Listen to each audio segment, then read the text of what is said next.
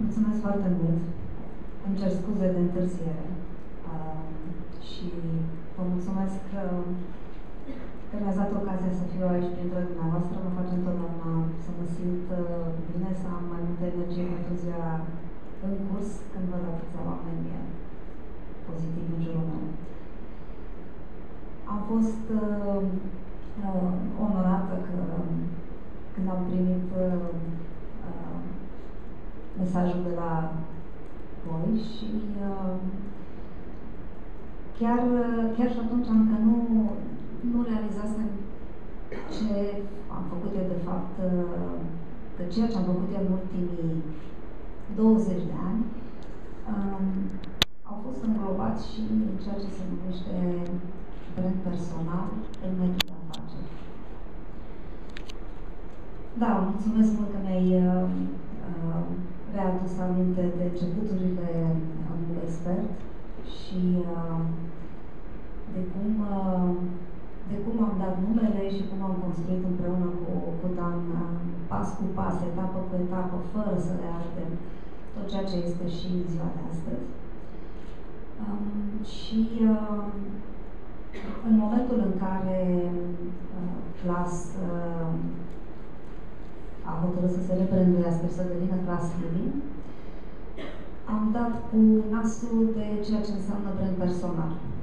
La vremea aceea, eu am lucrat cu o firmă de branding și spunându-le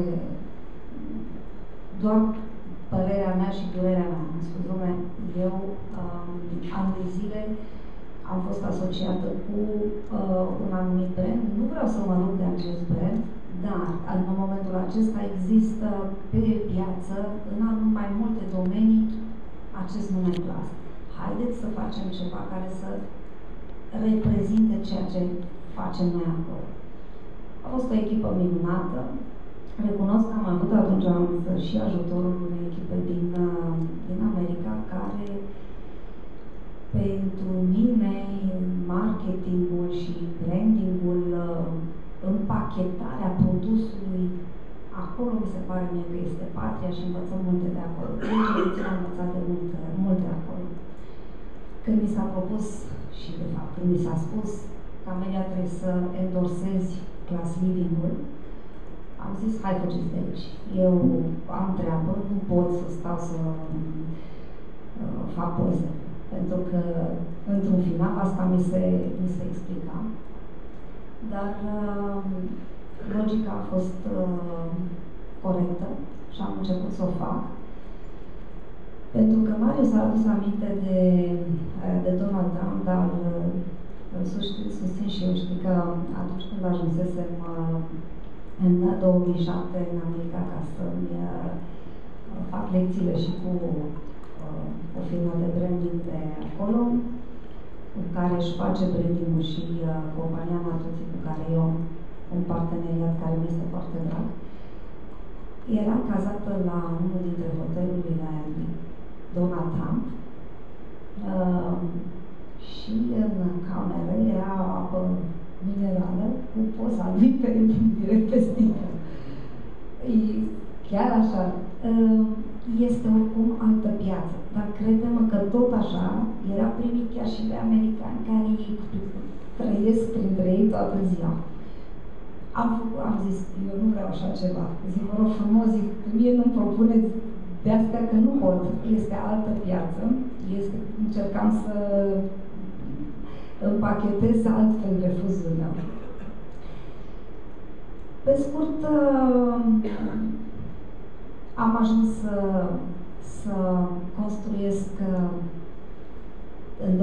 începând cu 2007 un brand Class Living, la fel, cu aceeași dorință de a nu arde etapele, Class oricum existând cu mulți ani înainte, dar vreau să-i dau o altă direcție, un alt fir epic, o altă strategie.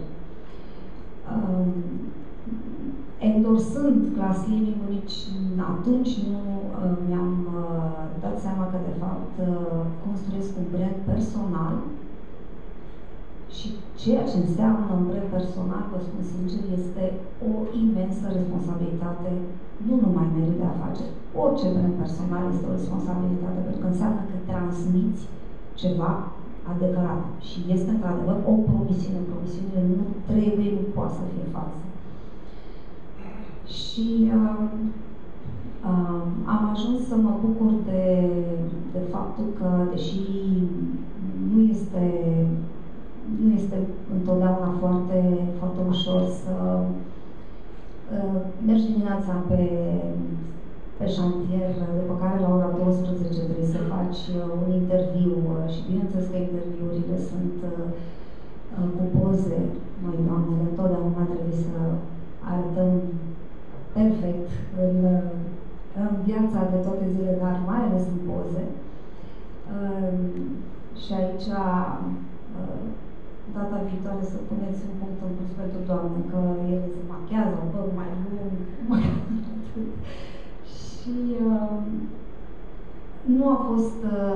nu mi-a fost poate la îndemână, chiar mă simțeam într-o altă lume, dar vă spun sincer că mă bucură fiecare moment care mi-a fost greu atunci, pentru că mă bucură încrederea oamenilor din compania mea, mai ales în aceste momente când încrederea este destul de căzută. Mă bucură să văd și să știu, chiar să fiu în continuare sunată la telefon, spunându-mi: doamna Șocu, știți, am ales niște mobile de la Mobexpert și mă gândeam dacă puteți să mă ajutați, știu, cu un sfat sau cu o reducere. Și în continuare este foarte drag și sunt oamenii, doar întreb, la Mobexpertul din Băneasa, din Libera, că să știu cu cine vorbesc. Îmi este foarte drag să fiu sunată de prieteni care mi-au făcut ca fiind clienții noștri, dorindu-și să îmi ceară și mie sfatul când își cumpără mobile de la Class Living sau când au nevoie de accesorii sau când au nevoie de un sfat, un arhitect care să-i ajute să își facă nu numai interiorul unei camere, chiar a întregii case. Ca să vă spun cât de mult mă bucură faptul că prin ceea ce am reușit să construiesc și prin ceea ce am reușit să transmit, văd oameni bucuroși și oameni fericiți în jurul meu, pentru că acest lucru m-a ajutat ca să și ajut eu la rândul meu alții, cum sunt tinerii sau chiar nu numai tinerii, dar eu așa îi numesc pentru că pentru mine mințile creative sunt, toată viața lor sunt verzi și sunt tinere. Oamenii creativi, să-i văd că reușesc prin faptul că îi susțin, să le dau încredere, să-i motivez și să meargă mai departe cu creativitatea lor, cu gândurile lor și să deseneze și să facă lucruri frumoase. Pe scurt, nu e ușor să construiești un brand personal, mai ales în afaceri. Este însă absolut necesar în zilele noastre. Mă ajută foarte mult pentru că, așa cum vă spuneam, oamenii care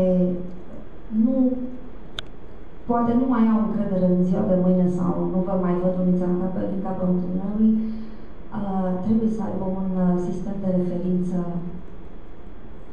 valabil și acela suntem noi, nu numai noi cei de aici, dintre vorbitori, dar și dumneavoastră, pentru că nu mă pot abține să nu văd foarte multe figuri cunoscute, Radu și mulți alții care putem să transmitem că trebuie și știm exact că în aceste perioade cei mai competitivi merg la competiție și câștigă, nu?